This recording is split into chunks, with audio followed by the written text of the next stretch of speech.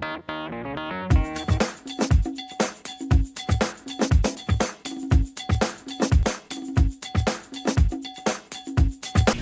afternoon. We're here with Joseph K. Gatewood. He is with Gatewood Insurance and Real Estate Company. Today is May 17, 2016. Thank you so much, Mr. Gatewood, for taking the opportunity to speak with us today. I'm Tanya Dowd with M&F Bank, and we appreciate your business relationship. I wanted to ask you a couple of questions about your business. What year did you open your business?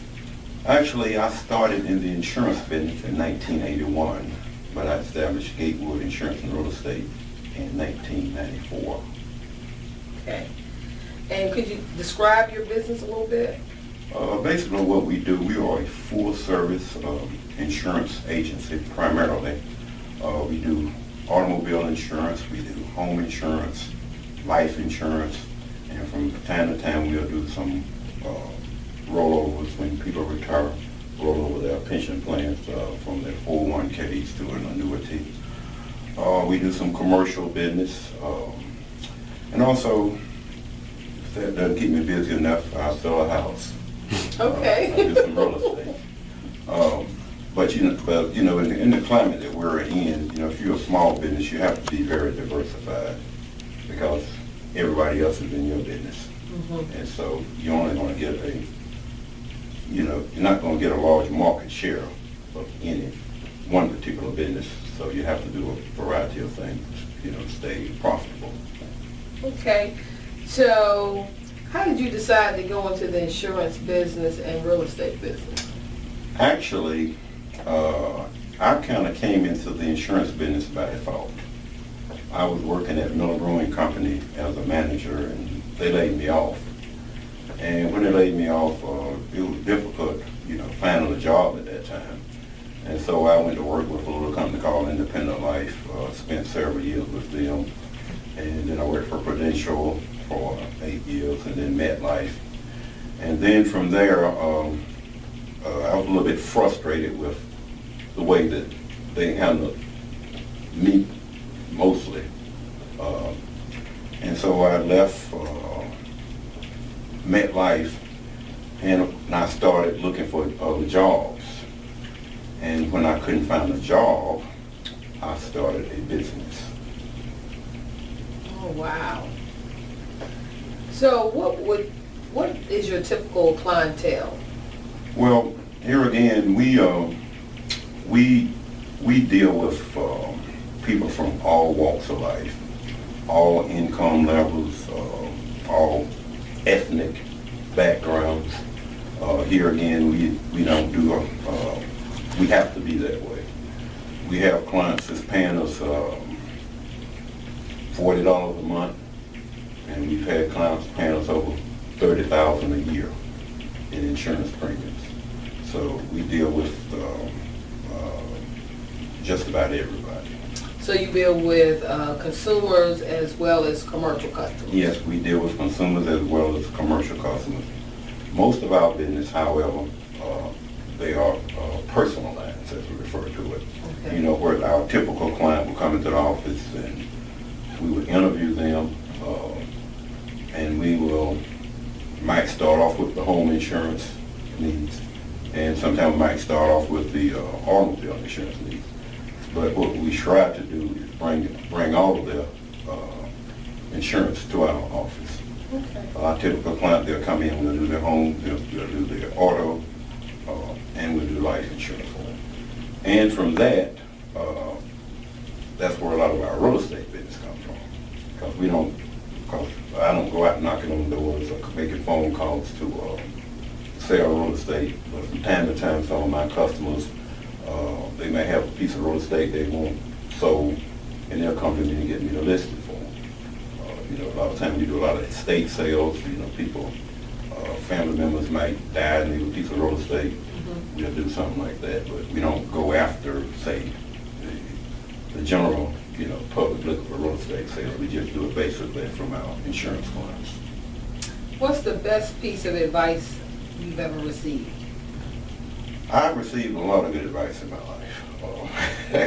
I grew up in a a good family, a good household. My dad was a minister, and he was constantly giving us good advice. But something that stood out to me, particularly when I was going into business, I went to this seminar, and basically what it was about was trying to, show us how to get motivated to do our business. And one of the things that the guy said that really stood out to me, he said, now, a lot of you people in here, your primary goal is to start making a lot of money. He said, but the first thing you got to do is make sure you got your personal life in order. Because whatever bad habits you have in your personal life, it's going to go into your business. So if you can't manage $35,000 a year, you're definitely not going to be able to manage $1 million a year. If you got alcohol problems, you need to cut that to a minimum, because on the thing you start making more money, you're just going to drink more alcohol.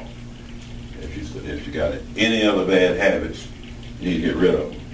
That's what you need to concentrate on first and foremost. And of course, in having a balanced life, you have to take time for your family, you have to take time for your church, you have to take time for your social, and you got to take time for your business. You can't put everything in, you can't just do business all the time. You can't do that. You can't, and naturally, you can't be with your family all the time. And you can't go out and play all the time. You can't sit up in church all the time. But you need to do some of all of it. Keep a balanced life. That's great advice. So what would you say as a small business owner has been one of your largest challenges? Well, one of my largest challenges, when I first started out was, I had to deal with the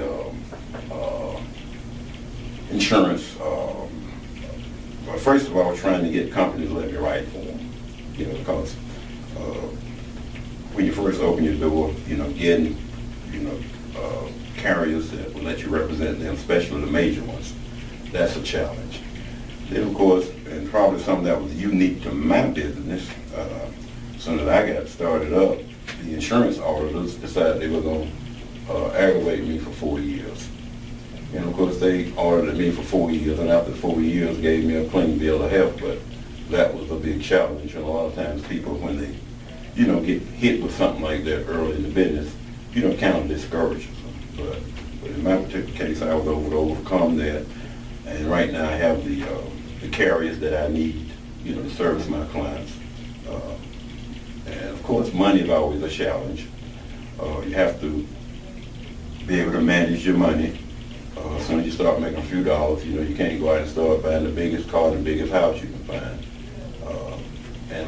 Because, money is always going to be a challenge, at least starting up. But, for the most part, we pretty much don't have that too much of a problem right now. Okay.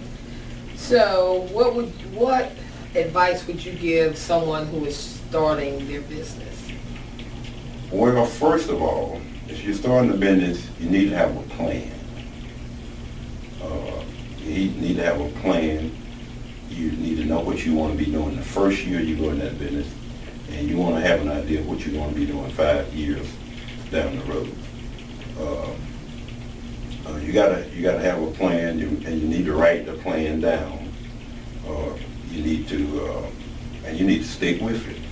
And by the same token, when you do have a plan, you have to be able to deviate from that plan.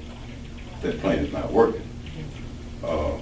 Just like, for example, when I first started in my business, my focus was writing homeowners insurance.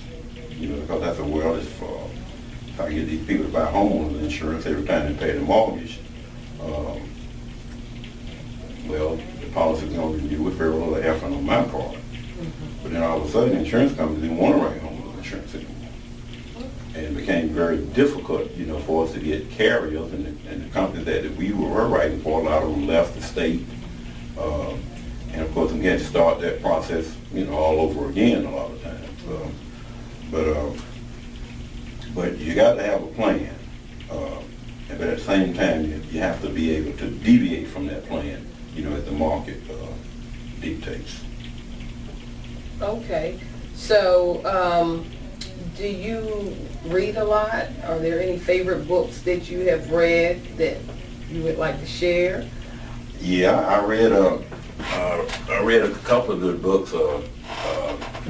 John H. Johnson, you know, the guy that started Ebony Johnson Publishing Company, and one thing I took from that book was he said when he first started up his business, he tried 14 different ways to grow his business, and in the end, he found out that it took all 14. So he said he was looking for, you know, this magic thing, and he found out in the process that it took all 14. And of course, and that's what I look at now. I do a little billboard advertising, internet advertising, magazines. When I first started out, I did Yellow Pages, radio, tried a little bit of everything. And of course, and I got that idea from John H. Johnson, because he said you can't just rely on one source, you know, for your business. And then of course, and the guy from Black Enterprise, Graves. Anyway, I read his book, How to Succeed in Business Without Being White. And of course, you know, being an African American, you run into challenges that other people don't run into. So, you know, that was a good book that I read, How to Succeed in Business Without Being White. Okay. Is there anything else you would like to share with us about your business? Well, I can say one thing for sure about Gatewood Insurance. We do a great job. We do a great job. We always put our customers first. Our customers put a lot of confidence in us. We have customers that's been with us since I started selling insurance in 1981. They follow me from company to company. I'm right now dealing with, you know, in some cases I'm dealing with 3 generations of family. You know, started out with when I started out, I was only 28 years old. And so a lot of these people now, they're grandparents. And so now I'm dealing with some of their grandchildren. But at Gatewood Insurance, we're going to always work as hard as we possibly can, you know, to do what's right for you. It's not, from our perspective, it's not always about the most money we can make in the case. It's trying to service that client. And another thing, my dad sold insurance. Okay. My dad sold insurance. And do you have other family members that sell insurance? My dad sold insurance. I had, 3 other brothers sold insurance. And I tell people all the time that to me, keeping my business going, I do it a lot out of respect for my dad, you know, and his legacy. Because my daddy was an entrepreneur. He had a little grocery store when I was in the 6th grade. And then when I was in the 6th grade, he used to let me run that grocery store. Wow. I used to pay the vendors, you know, keep the books. I did all that. I was doing all that stuff when I was in 6th grade. People used to come by the office. Come by my dad's little grocery store. Everybody wanted to see the little boy that was running the grocery store.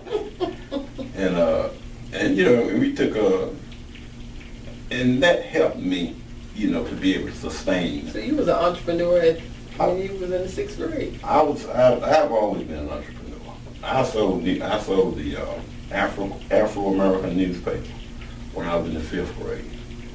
I used to cut grass, drove school bus, worked all the way through college. I went all the way through college, never got any money from home. So I've always worked. And what university did you go to? I went to North Carolina Central University. Eagle Pride Amplified. Truth and service. Well, we appreciate you taking time out of your busy schedule to sit down with M&F Bank and share your story. And I know your story is going to be an inspiration to others that are looking to start their business. Okay. Thank you so much. Thank you very much. I enjoyed it.